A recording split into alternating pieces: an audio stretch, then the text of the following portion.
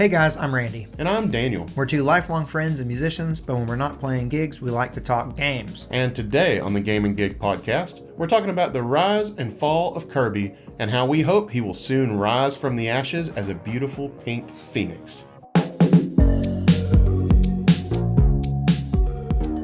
Randy, as you know, I recently played Kirby in the Forgotten Land.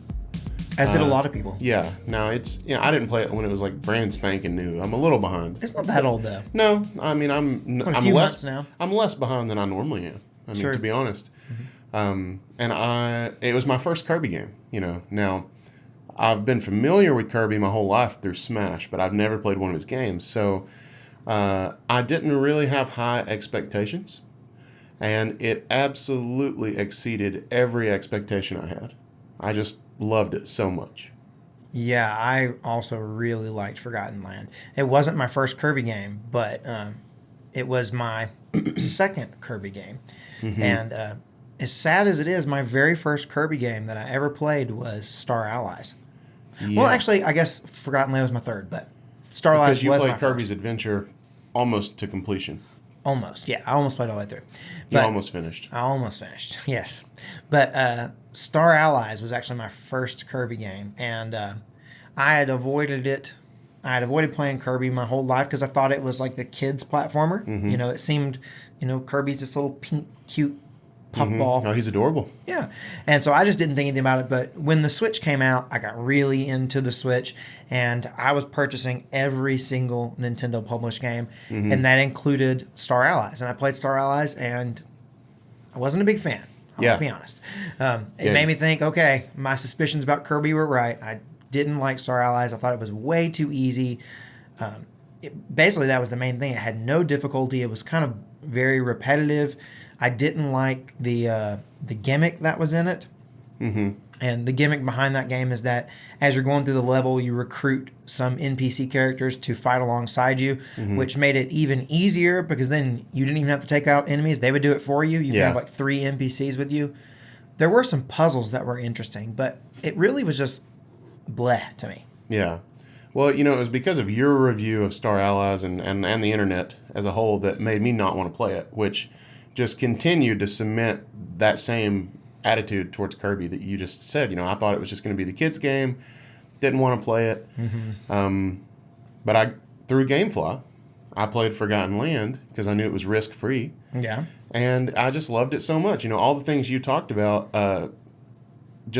it wasn't that way. I mean, it was easy. It was casual, and it was relaxing. It was kind of cozy, honestly. Kirby and the Forgotten Land made me feel cozy. That may be a weird thing to say. No, I agree. It's casual. It's not too intense. It's just relaxed, But by the end, there was some challenge, and it was just fun. Like the fact that it wasn't too challenging really didn't bother me. It was almost like the way Odyssey is not particularly difficult for the most of the game, even though it's one of the best games ever. Games don't necessarily have to be like Elden Ring hard, I guess. Right. But I loved it. And it really made me want to go back to the beginning and play some earlier Kirby games. Yeah, I tried out, like I mentioned a little bit ago, I tried out Kirby's Adventure, which is the first console Kirby game. It's not the first Kirby game because the first Kirby game came out on Game Boy. We actually talked about this. Yeah, Kirby's Dream Land came out on Game Boy. Right, a year before Kirby's Adventure. Right. And then, so I played Kirby's Adventure. I didn't finish it, but I played it most of the way through. And I found out that Star Allies was not a good representation of what Kirby was. And I thought, well, this is actually pretty good. It's a nice, it's a casual platformer, but it starts out very casual, but then by the time you get to the end, there is a fair amount of challenge, but it's just a fun game. The gimmick is great. The whole, swapping out your copy abilities. Yeah, your copy abilities. Yeah. It's such a cool gimmick that lends itself to so many unique experiences, and that it never gets old. You can always try to go through the level in a different way using a different ability, and it really changes up your play style. It's just so much fun. And Kirby's Adventure was actually the game that introduced the copy ability. If you play Kirby's Dream Land, there's no copy ability. Is it just a platformer where you're puffing around? Well, you can suck people up and spit them out, I think. But you can't eat them and take their abilities. Oh. So I watched a video on this, and I wish I could remember the channel. I'd shout them out, but I watched a video of someone talking about how they felt like if Kirby's Adventure was the first Kirby game, Kirby would have been way bigger from the beginning. Because that is such a great gimmick. I mean, it's such a great gimmick that they just decided to make it Kirby's thing. Yeah, from that point on. Even though each Kirby game that I've played has its own individual gimmick beyond that, like, for example, Forgotten Land has Mouthful Mode, as an example. Right. And I just finished playing Triple Deluxe, which was the 3DS game, and its gimmick was this thing called Hypernova. And Kirby turns into this, like, holographic version of Kirby that can, like, inhale, like, basically everything, the scenery. It even could, like, at times it would, like, inhale elements of the HUD. It was super cool. That's funny.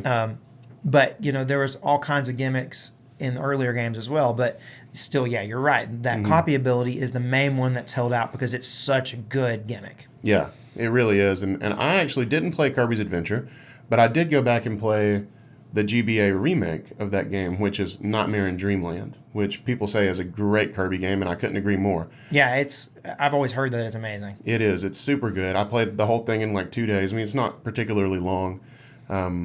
It's got 7 worlds. It's got like 41 levels, something like that. But it's a pretty faithful recreation of the NES game. It just incorporates some mini games and things like that the NES game didn't have. But I highly recommend it. And then I did go back and play the first couple levels of Kirby's Adventure just to see how it compared, and they both seem great. The thing that impresses me most about Kirby's Adventure is that for an NES game, it looks so good. It doesn't look like 8-bit graphics. Yeah. It almost makes me not think like it must be 16-bit. But it came out so far and so late into the NES's life that they had really refined all the technology and they knew how to make games look really good by that point. It does. It looks really good. Now, it doesn't hold a candle to Nightmare in Dreamland. Oh, I'm sure it doesn't. Yeah. So Nightmare in Dreamland came out on great. Game Boy Advance. Okay. Yeah, and I played it on my modded Game Boy Advance with the backlit screen and everything. It was great. The Game Boy Advance is 16-bit, right? So it's basically like a portable SNES, which Pretty much explains why we got so many SNES ports to Game Boy Advance. Yeah. There were tons of them. Yeah, oh, and NES games too, though. Oh, yeah, for sure. There was a lot of that ported to the Game Boy Advance. Yeah, what a great console. But, so Kirby, in the last number of years, has really fallen from popularity. And I think that it has to be because a couple different things. One, that Kirby is marketed towards and targeted at younger audiences. And so I think the more hardcore gamers out there kind of just dismiss Kirby games or have, And it doesn't help that Kirby has a ton of spin-off games that are really directed at younger kids. Yeah. In the main series of platformers, although they certainly, I think, are targeted somewhat at a younger, or maybe just more casual audience, which maybe includes younger people, I think they are really good platformers. Yeah, I want to play more of them. Oh, I do too. I want to play Kirby and the Amazing Mirror really bad. And it's built on the same engine as Nightmare in Dreamland, so I know it's going to look great. Yeah, I think it's going to be cool. And that game, I know I've told you, is like a Metroidvania style Kirby game. So that really shakes it up. Yeah, that would be really fun. And it even had multiplayer back in the day, because that's where the different colored Kirbys came from. Is Amazing Mirror. So you could actually link up your Game Boy Advances with, like, I guess up to 4 friends. Yeah, I can't remember how they really pushed back in the Game Boy Advance, GameCube era. They really pushed like connecting your Game Boy Advances together, but specifically connecting your Game Boy Advances to the GameCube. They did that. Oh yeah. There were so many games that wanted you to do that, like play some part of it on your Game Boy Advance and the rest on your TV. That's cool. Nintendo's been all about that gimmick. They have, but I think the way the multiplayer was handled in Amazing Mirror, and I don't want to misspeak, but I think it was like you and 4 friends would just be playing Amazing Mirror, and you would be like in different parts of the world, and you could just like happen upon one of your friends like in this Kirby world. It just seemed really cool. Dude, yeah, that would be awesome. Yeah. But as we were saying, Kirby's kind of gotten a bad rap, and I think that it's largely to do with, like we said, it being kind of marketed towards more casual audiences and maybe younger audiences, but then also Star Allies and being kind of a flop, Yeah. for a lack of a better, Yeah. It does seem like it flopped. Certainly it got the reputation of being way too easy and being somewhat boring. And I know that that's how I felt after playing it. And I was telling everybody, I was like, dude, don't go out and get this Kirby game because it's not worth playing. Yeah.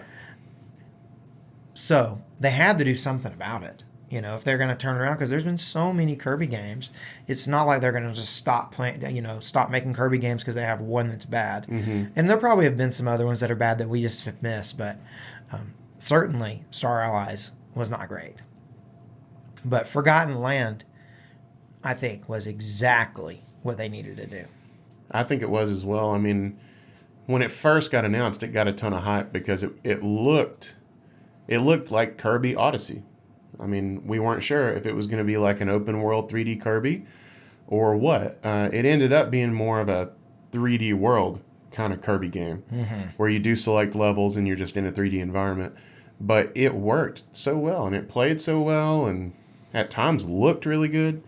I just think they knocked that game out of the park. I mean, I liked it more than 3D World. Yeah, I think it's, in my mind, it's very comparable to 3D World. I really like 3D World, so I don't know which one I had to pick. If I like 3D World or Kirby Forgotten Land, which one better? I don't know which one I would pick. Honestly, they're kind of tied in my mind as being both really great games. They're in the same setup. The Kirby game just has the Kirby gimmick. You can, get the abilities, all the copy abilities. Whereas 3D World doesn't have that. You have different characters you can play as, and they have slightly different. Yeah, I mean, we have the cat ability and stuff. So I guess there are some. It's similar-ish. There's just much less because in 3D World you really only have 4 or 5 power ups that you can choose from, and they're also timed. No, they're not timed. They're just based on until you lose them, right? Yes. Yeah. So it is similar in some ways, but Kirby obviously has way more abilities. Yeah, I'm actually going to look up here how many. So there's 12 copy abilities in Forgotten Land. 12. Yeah. And there's they 12, all and they upgrade. can all be upgraded. So really, it's more like there's 36. Yeah. Although even when you upgrade them, it's not like they change that much. They do change though. And there's no reason to go back to the other one, even though you can. You can? Yeah, you can go to the Waddle Dee shop and select the level 2 or whatever if you want it. But if you find that ability in a level, it's going to give you the level 3 version of it. Right. And in my experience playing it, the upgraded ones were way better anyway. Yeah. They were so good. I mean, some of them were just about busted. But not in a game breaking way. I don't know. I just made loved it fun. It just made it fun, yeah. Right. And it kind of scaled as the game got harder, you got better abilities. So it kind of leveled the experience. Yes. But I think the main thing that worked with Kirby and the Forgotten Land is that it's a 3D game.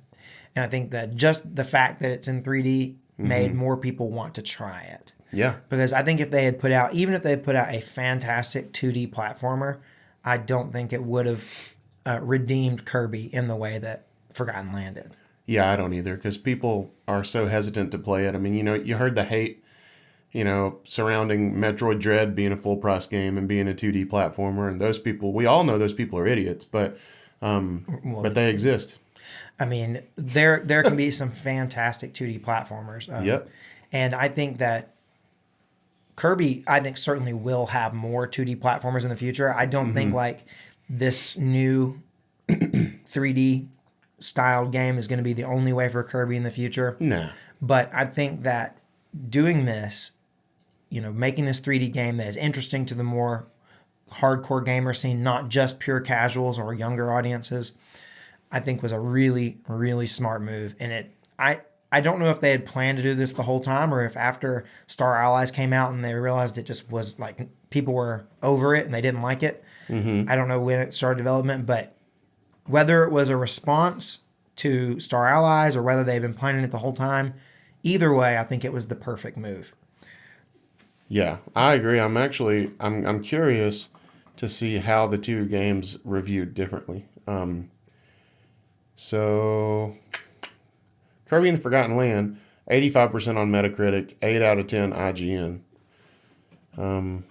It didn't immediately give me the Metacritic on Star Allies. Looks like a 73.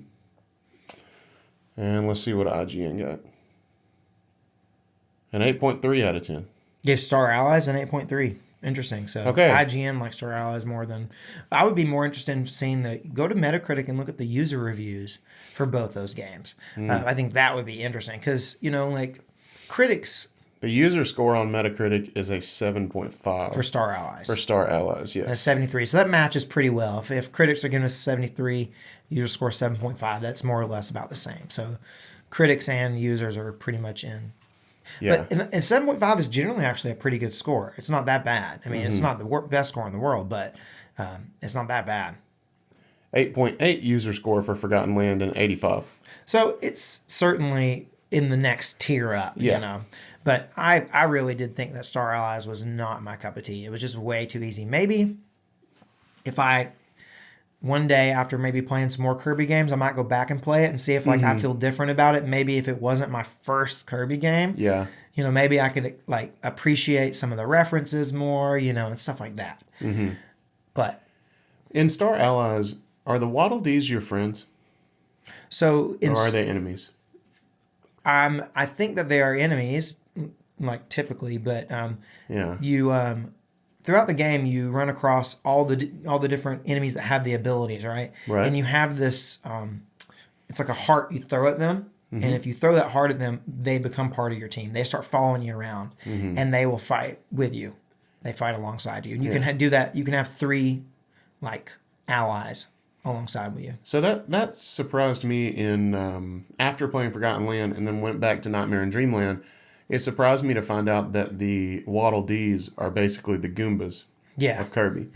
Because they're clearly your friends in Forgotten Land. Well, in Forgotten Land, you are...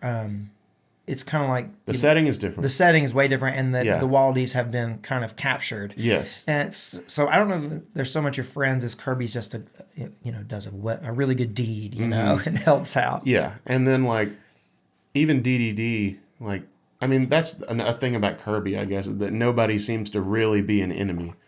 Because even DDD, who's like one of the final bosses in probably most Kirby games, if I had to guess, in Nightmare and Dreamland, they like redeem him in like one sentence. They say like, although DDD stood in Kirby's way, he didn't mean any harm by it. He was just doing this. I thought that was so funny. And he's got some redemption in Forgotten Land too, so... Yeah, I think that... Kind of like a Bowser dynamic, I guess. I think that's just a Nintendo thing, isn't it? Yeah. You learn to forgive your enemies. Yeah. So Kirby's got a new game coming up. I know. This is interesting. Yeah, so Kirby's Dream Buffet got announced recently. And I know you have some thoughts. I do. So, like, Dream Buffet, my first initial reaction... I've only watched the trailer twice now. Full transparency. But the first time I watched... That's about all you need. Yeah. It's only a 1-minute trailer. I mean, come on now. Yeah. But my first watch through, I was my initial impression was, oh, it's like Kirby Fall Guys. And I started reading comments, and apparently that was like what everyone thought, was that it's like Fall Guys, but Kirby. And then after that, I started reading some articles that went into more... I guess they had like a press kit or something where they kind of detailed some of the more specifics about the game that wasn't revealed in the trailer. And the thing that I found out that bummed me out the most is I found out that it's only 4-player. It's not like... Yeah, it's not like 60 online. You're just like playing against your friends, and you can only have up to 4 people. That just seemed like... I don't know. It seemed like a missed opportunity. So you can't, there's no online at all? Like you can't jump on there by yourself and get matched up with 3 other people? Well, I don't want to say no because I could be wrong, but from what I understand... That would be dumb. Well, maybe that sounds like something Nintendo would do. It does sound like something Nintendo would do. I don't know. I don't want to say that because I could be completely wrong. I feel like we need to clarify that. I'm wrong about that. But either way, whether it's random matchmaking or with friends, it's 4 players. Which I think is a bit strange. But it is. I think it's kind of a lost opportunity for sure. I agree. I mean, it does look very Fall Guys inspired. And we've played a little Fall Guys recently now that it's free. And that gets me excited. But I do, have some reservations, the typical Nintendo reservations, like how much is it going to cost? And How much is it going to cost? Yeah, for sure. Because my thought after watching it, and I see it's like, oh, download it in the eShop. I thought maybe this will be free. Yeah. And then it seems like everyone else has. Nobody thinks it's no gonna one be thinks free. it's going to be free except me. I just kind of like, I don't know why. Maybe I was just being dumb, but I watched it and I was like, oh, cool. Maybe this will be a free game. Well, I at this point, I'm kind of hoping maybe it's free for NSO Expansion Pass subscribers. That's kind of what I'm hoping. That makes sense to me. I think that's probably the best case. But then I'm like, if you don't have NSO, how much are they going to want to charge for it? I'm hoping not more than $20 if it's just a 4-player multiplayer Fall Guys. I don't even think it'd be. I'd have to play it first to really find out. Like if it's, and that's the thing. It's like it's an unproven, genre of game, or it's a new type of game. It's not a new genre, but it's a new game in the Kirby world. It's not like we have something established to work on. I'm glad they're trying something new, and I think Kirby's seemed like a good character to do this type of game with. Yeah, Seems he's to make round, so he can roll. Right. But, I don't, by what very little we've seen in the trailers, it doesn't, to me, look like it. I saw someone online say that they expect it to be $60. I was like, what? Well, that's Nintendo. What? Dude, it could be $60. It's not going to be $60. I hope not. It could be. Has Nintendo ever released a digital-only game that was $60? No, I don't think so. No, I think they release them normally for $61. So They upcharge. yeah, they upcharge for it's a convenience tax. If I had to guess on a price, I would say $10. Just based on the 1 minute trailer I've seen. I'm gonna guess $20. Well, we'll have to see, won't we? But I do Even though I think, know that puts me in danger of going over because it could be like 16, yeah. and then I don't get to win the showcase. No, you don't. So that's a problem. But I already made my guess. I hope, I shouldn't say I think, but I hope that it is free with NSO. Me too. Because I think that makes a whole lot of sense. If they have this game that, kind of like what they did with like a Mario 35 or something, where it was, you have your NSO expansion or your NSO just in general, and you can play it. Now, will it be part of the expansion pass or just part of base NSO? That's the question. Well, all those other games, like you just mentioned with the Mario 35, were temporary. True. So I don't get the impression they're going to make a Kirby branded game and it be temporary. Well, not all of them have been temporary. Just the Mario 35 was temporary. I guess that's Because true. like You can Tetris still get 99 Tetris 99 and Pac-Man. Pac-Man 99. That's pretty fun too. Pac-Man might be my favorite one. I haven't played it. I don't really like Pac-Man. I wanted to play Mario 35 and I just never did, and now it's gone. Yeah. Well, I think it would be a good idea to go free. I think something like, Fall Guys has just gone free. Mm-hmm. And I think it's really helped Fall Guys. And I think that if Nintendo is smart, they'll make this game free. Because I think it's going to have a much harder time succeeding if it's not free. If it costs money, it's not going to work as well. I think that it'll have way more people playing it if it's free. Yeah. Well, we've got us a poll that's going to go right along with that, as a matter of fact. So how convenient. We asked, have you played Fall Guys? And at 34%, the majority has said yes, I enjoyed it. 17% said yes, but it's not my thing. 10% said no, but I'd like to try it. 29% said no, I'm not interested. And 10% said, what the crap is Fall Guys? Okay, so if we add together the percentages of people who say no, and then all the no's, And what all the percent? Yeah. Yeah, add together the no's and the yeses. Do you want me to include what is Fall Guys? Yeah, include that in the no's. Well, that would be 49%. So 49% of people haven't played it, and 51% of people have. Yeah. Well, I think now that it's free, I think if we ran this poll again later, I think that more and more people will play it. I know I would have never tried it Me neither. when it would cost money. No. And I liked it. Now that it's free and I have tried it, I like it. I do too. It's fun. Yeah, it is very fun. It's not something that I want to play every day. No. But the great thing about it is that it is something that if you're casual and you just want to pick it up for a few minutes and put it down, play through a round and be done, it's a pretty good game for do that. Yeah. It's good for those short bursts. Mm-hmm. And I really like that. I don't think we have enough of that. No, I think that a lot of games are, you have to sit down and be really dedicated to get through a big chunk of it. Whereas this Fall Guys is certainly not that. Mm-hmm. It really is bite-sizable. We talk about that a lot. Yes. And I think that this definitely is bite-sizable. And it's also very fun. Do you think Kirby's Dream Buffet is going to be bite sizable? I think the Judging trailer. by the trailer. Judging by the trailer, I think that no. I think you got to eat as much as you can. Oof. That's how you win. Okay. No, I do think it's gonna. I think you're gonna be able to play it in short little bits. I do too. Well, our first comment on our poll here from loading ... I love that name. That's a great username. That is. They say, "Nah, I play Kirby's Dream Buffet." We ran this poll on the same day that Kirby's Dream Buffet got announced, and that loading here obviously keeps up with gaming news because it was like that morning. I posted this poll right after it, and this was like the very first comment. So I was like, "Yep, this person's into the gaming news." Yep. Well, take us to the next comment there, Randy. Next one we got Abel, who said, "Not yet. Fall Guys isn't really my thing." I would say give it a try before you say it's not your thing. Yeah.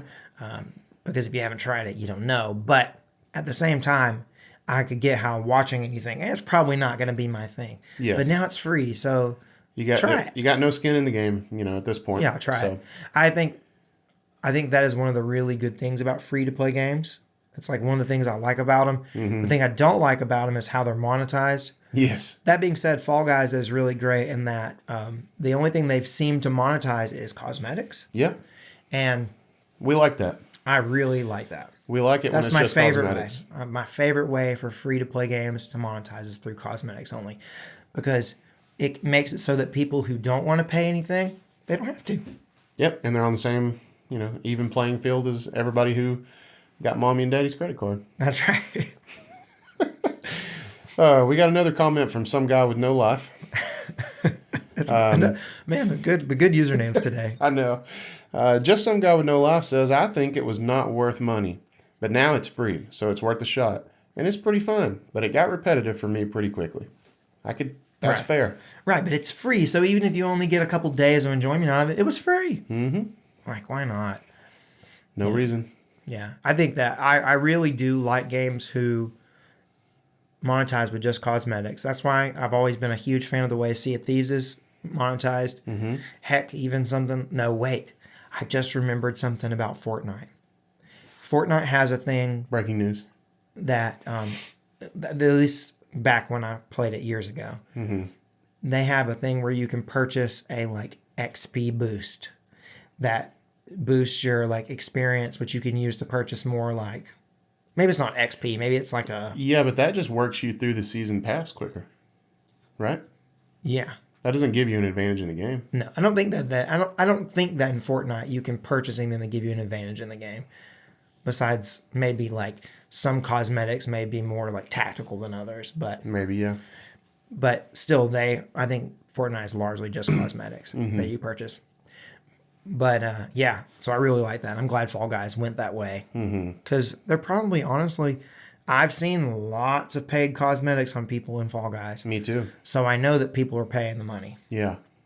Because there's a big difference between the paid ones and the stuff that you can earn through the season. Huge difference. You look like a Norse god versus a jelly bean, for instance. Yeah, so... Yeah. So, Randy, I think that brings us to our final topic. Which is? What the crap you been playing this week? Well, this week I have been playing Grand Theft Auto 4. And I have also been playing... Let me think what else. Mario Golf Super Rush. Oh, yes. Yes, that one.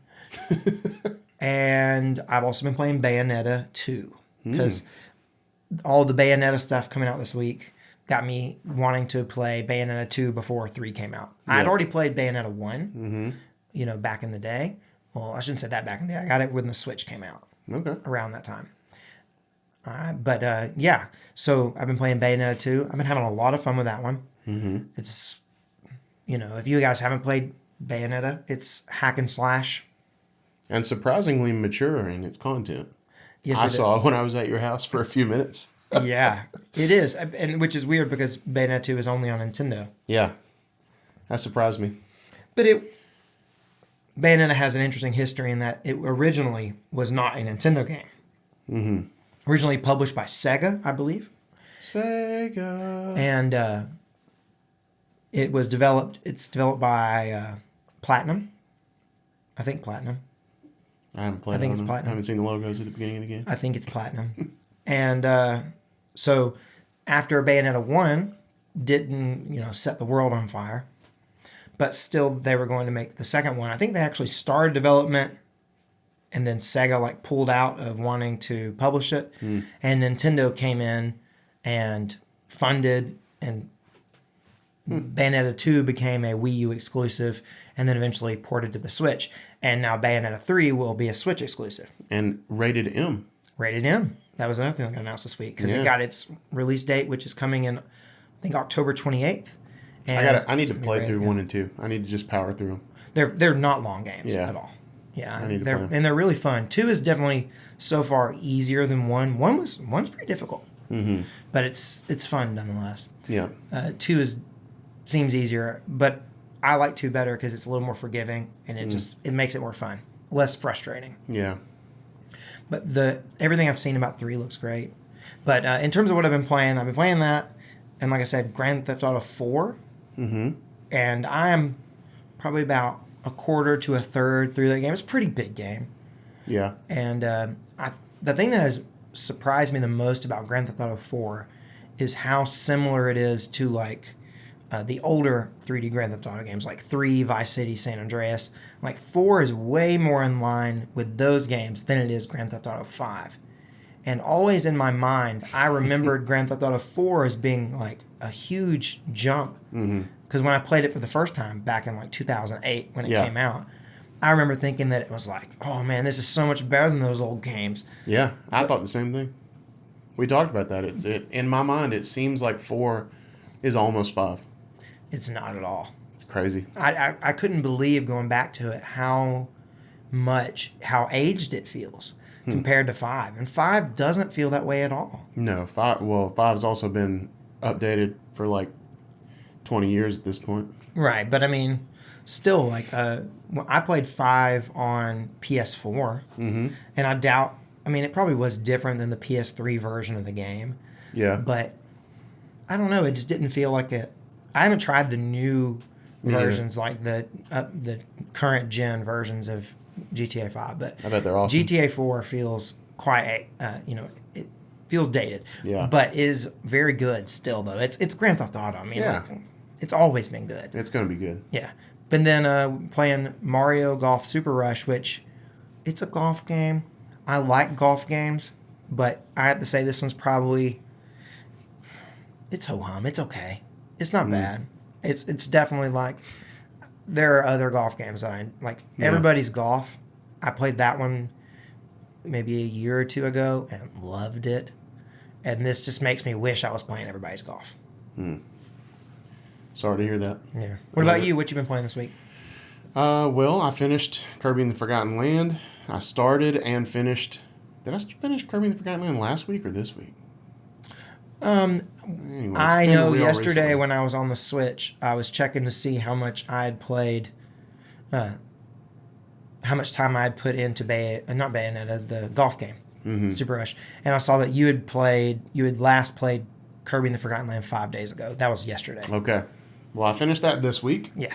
And I also started and finished Nightmare in Dreamland, as we talked about.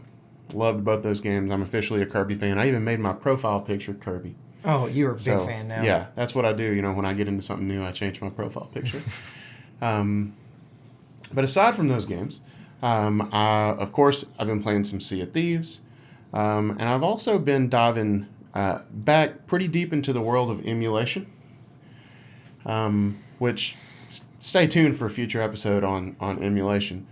But I have started playing a Pokemon ROM hack called Pokemon Gaia, which is a Fire Red ROM hack if you're unfamiliar with it.